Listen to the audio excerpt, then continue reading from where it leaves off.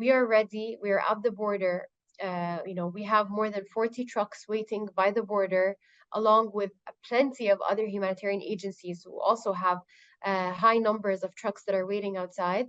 And so we're prepared for any time that we're able to enter again.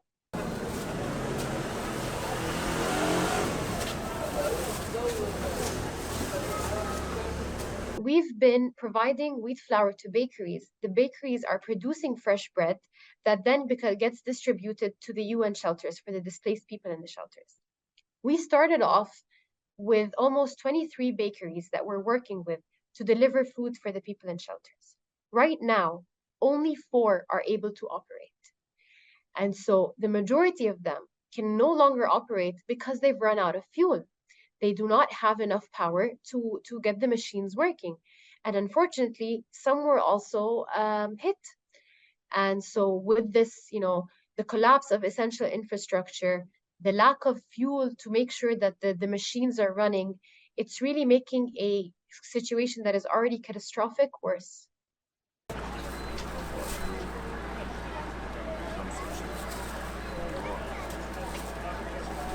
To try and make sure that we're reaching as many people as possible, we had to reduce the ration of food that we were providing per person to make sure that it's stretching out to as many people. And what we're also doing is we are aware that we cannot reach all the shelters every single day. And so based on the capacity of the bakeries and based on the capacity of the distribution on the ground, we prioritize shelters that had not received in the previous day, for example. So we try to make sure that nobody goes too long without having received any form of aid. Our staff themselves are facing displacement. They're facing the loss of their loved ones. And of course, the pressures of the whole situation on them. They're working, or they're trying to work to make sure that they're reaching the people in need. But right now, the same conditions that have put these people in need is also applying to them. Humanitarian aid, humanitarian work, humanitarian workers should be able to carry out their job to make sure that they can reach the people in need.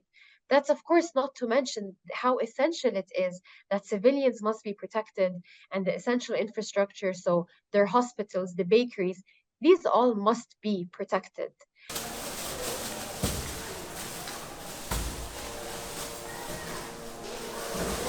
Let's just talk about humanitarian assistance writ large. And you heard Karine, we are getting food, water, medicine in to Gaza, not enough. I mean, there's been, I think, 3 convoys, some little less than 60 trucks. That's a good start, but it is just a start. We want to see it keep going. And I think over coming days, you're going to continue to see convoys of trucks getting in. But as I said, I think to Steve's question, we're not dictating military terms to the Israeli Defense Forces. They have a right and a responsibility to go after these terrorists, and they certainly are going to do it in a way that they choose to, that they believe is appropriate to the threat.